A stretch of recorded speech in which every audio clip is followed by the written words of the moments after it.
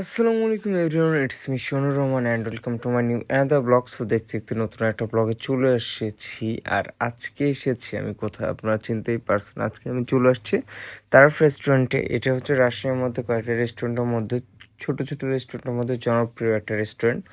তো তারাফে চলে আসছি আমার ছোট ভাইকে এইখানকার সিঙ্গাড়াটা খাওয়ানোর জন্য, কারণ এখানকার সিঙ্গাড়াটা অনেক অনেক অনেক বেশি টেস্টি এবং যেটার স্বাদ মানে রাজশাহীতে গেলে সবসময় মিস করি আর কি, যদি না যাইতে পারি।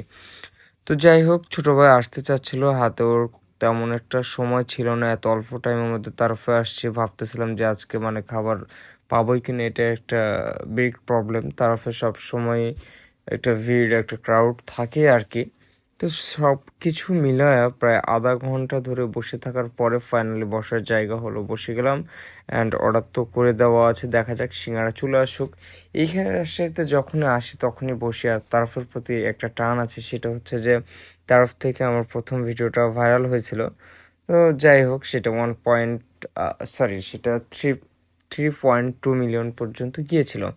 তো কি আর বলবো, এখানে বলার কোনো কিছু নাই। আর সিঙ্গারার স্বাদ নিয়ে তো কোনো কম্পেয়ার নাই, যারা যারা রাজশাহীতে আছেন তারা তো জানেনই তারফের সিঙ্গারার স্বাদ কেমন। আপনারা চলে আসেন, আর যারা জানেন না, রাজশাহীর বাইরে আছেন, তারা একবার হলেও রাজশাহীতে এসে তারফ থেকে যদি হাতে সময় থাকে ঘুরে যাবেন। পুরো রেস্টুরেন্টটা আমি ছোটো ভাইকে ঘুরে ঘুরে দেখাচ্ছিলাম, অ্যান্ড ওর তো খুব ভালো লেগেছে। বাট ওর একটা অভিযোগ, সেটা সিঙ্গারার সাইজটা অনেক ছোট।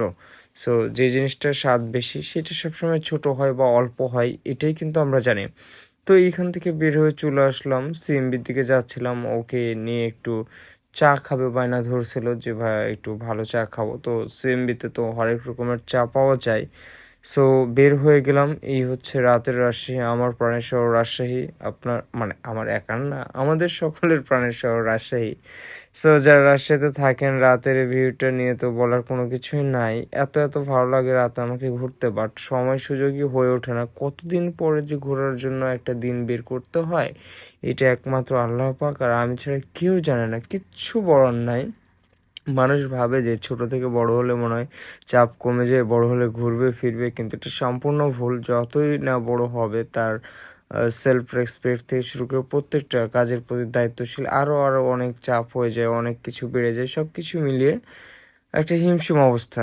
তো যাই হোক, আর কিছু না বলি, ফাইনালি সিএমবিতে চলে আসলাম। আর যতগুলো চায়ের দোকান আছে, আমি এই চায়ের দোকানটাতে একটু বেশি বসি, কারণ তাদের প্রাইসটা আর পাঁচটা চায়ের স্টল থেকে প্রাইসটা কম, বাট খাবারের মানটা বা চায়ের কোয়ালিটিটা খুব ভালো রাখে। তো এইখানে স্পেশাল যে দুধ চাটা পাওয়া যায় এখানকার, সেটা নিল অ্যান্ড ট্রাই করতেছে। কি আর বলবো, মানে যদিও আমি এখন বাসায় বসে ভয়েসটা দিচ্ছি ভিডিওর, বাট চা দেখে কিন্তু এখন আমার খাইতে ইচ্ছা করতেছে। এখন বাজে প্রায় 12টা। আমি যদি এখন শহরে থাকতাম, যেহেতু আমি শহর থেকে একটু দূরে থাকি,